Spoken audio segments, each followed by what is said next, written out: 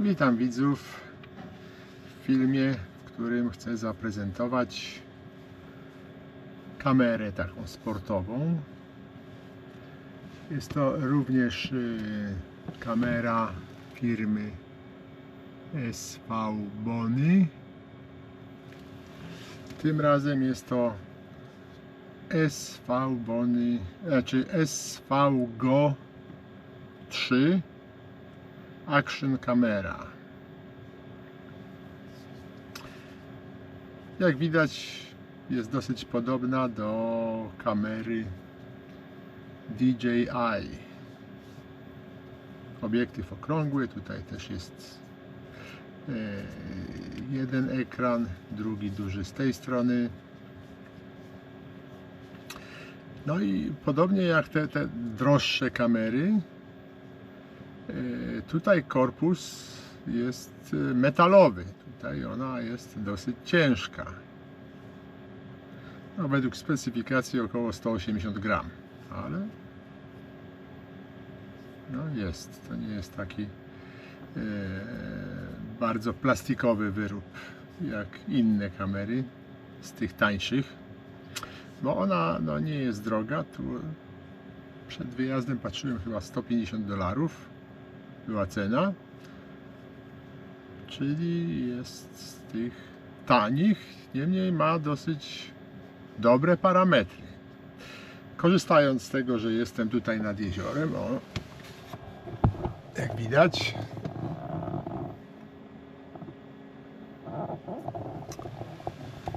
przetestuję tą kamerę dzisiaj w takich różnych warunkach właśnie.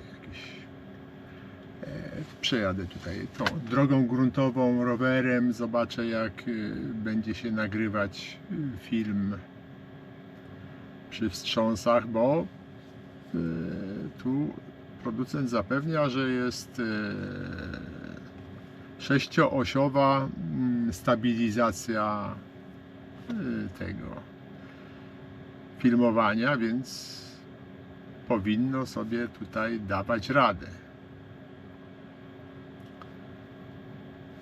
Oczywiście jest mnóstwo różnych innych tutaj udogodnień, takich jak to zwykle w tych kamerach, czyli no 3 stopnie na przykład kąta filmowania, co jest bardzo przydatne i nie we wszystkich to jest. 3 poziomy tego redukcji szumów. Jeżeli chodzi o dźwięk, to też 3 poziomy jakości rejestracji dźwięku. Można też filmować bez dźwięku. No i oczywiście robić też zdjęcia. Zdjęcia wychodzą tutaj 20 megapikselowe. Natomiast jeżeli chodzi o filmowanie, to już w formacie 4K można filmować z szybkością migawki 60 klatek na sekundę, co jest bardzo dobrym wynikiem. No, taki teraz chyba jeden z najlepszych takich wyników. No, zobaczymy, jakiej jakości będzie ten film.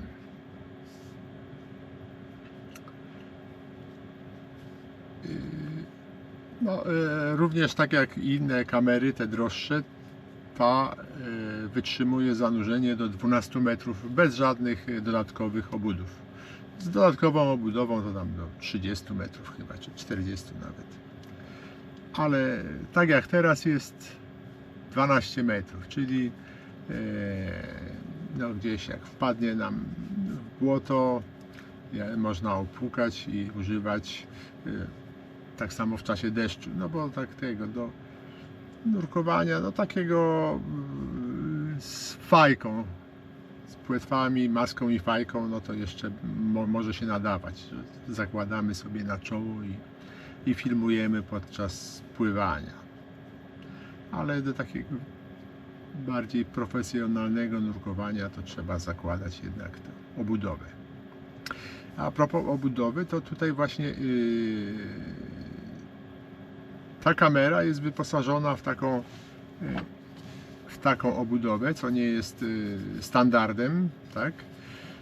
Ta obudowa jest o tyle dobra, tak, że po włożeniu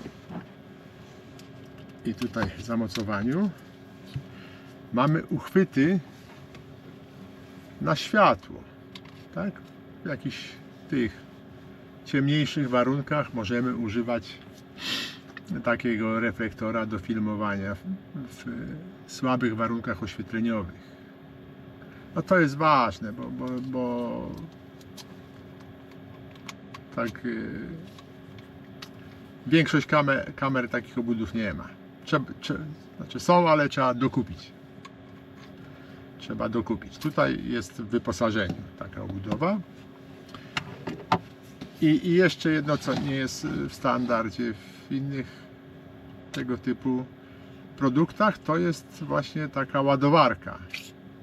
Są dwie baterie. Jedna jest tutaj już w aparacie, druga tutaj. Dzięki temu można cały czas mieć jedną baterię naładowaną. Tak, trzymamy w ładowarce, tą filmujemy i po wyczerpaniu tamtego. Przeważnie jest tak, że nawet jak są dwie baterie, to nie ma takiej ładowarki, tylko trzeba ładować w aparacie, co jest takie niewygodne i raczej nie poprawia to takiego płynności filmowania. A i też jest, co już jest bardzo często, to jest pilot do sterowania tym.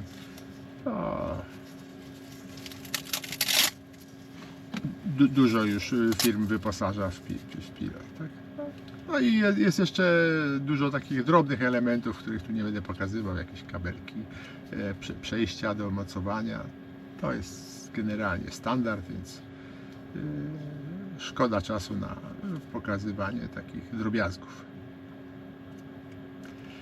No to teraz myślę, że na początek przetestuję to na rowerze, jak to będzie filmować. Teraz przetestuję tą kamerę, jeżdżąc tu po tej drodze, tak? Ona jest dosyć wyboista, więc powinno to być dobrym testem.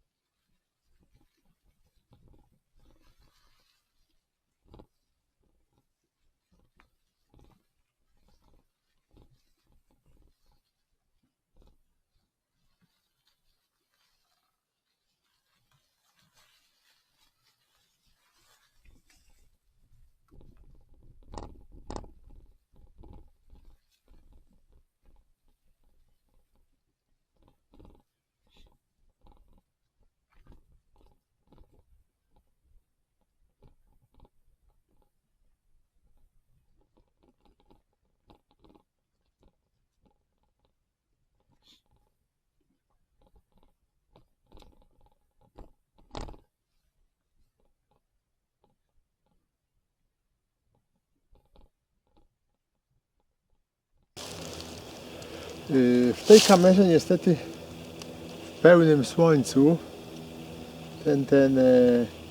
ten wyświetlacz jest słabo widoczny, przynajmniej dla mnie.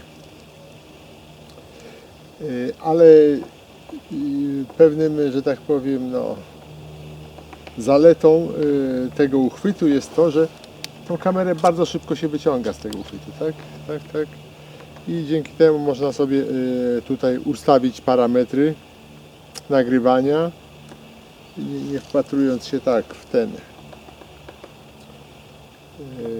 ten wyświetlacz tak pod niewygodnym kątem, tak? Tu można sobie ustawić, gdzieś obrócić się tyłem do słońca i wtedy widać to.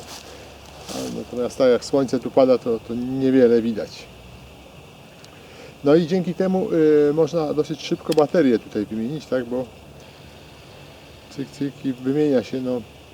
Tutaj w tej mojej kamerze, którą teraz używam, to muszę odkręcać od uchwytu, tu składać te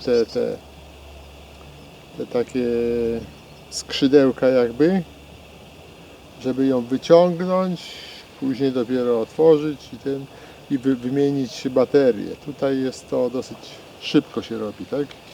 Po prostu z tego uchwytu się bardzo szybko wyciąga. Dla mnie to dosyć ważna zaleta.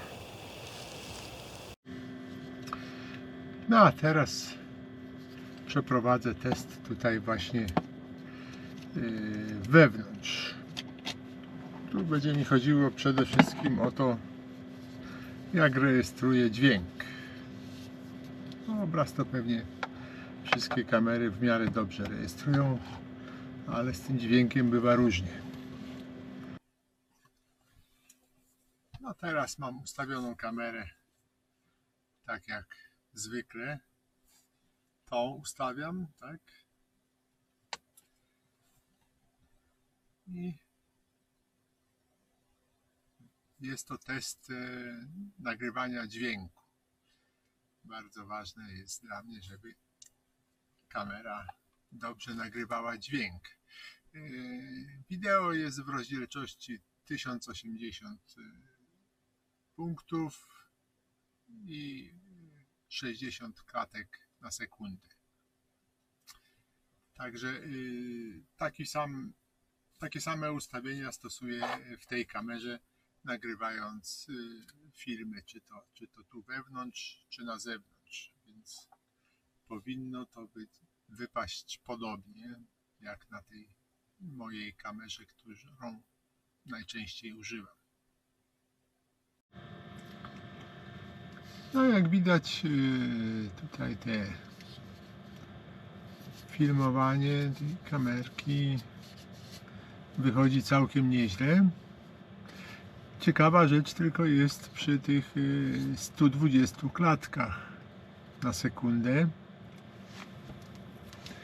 że wygląda na to, jakby przy tych 120 nie działała stabilizacja. No ale z drugiej strony to teraz można porównać właśnie, jak wyglądałyby te filmy pierwsze bez stabilizacji, tak? Bo właśnie w ten sposób ta kamerka drżała podczas jazdy, czyli że ta stabilizacja w miarę dobrze działa.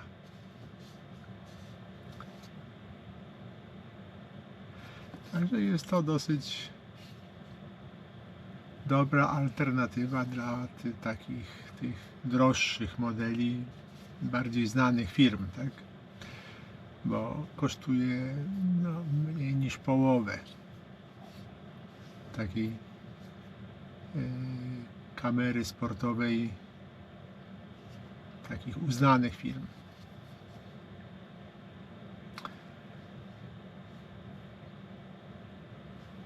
Więc oczywiście link do zakupu i chyba jakieś kody rabatowe też tam będą. Teraz zdaje się, że jest chyba jakaś promocja z okazji 9. rocznicy istnienia firmy. Więc można w miarę tanio nabyć. Myślę, że to całkiem niezła kamera. Dziękuję za uwagę i do zobaczenia w innych filmach.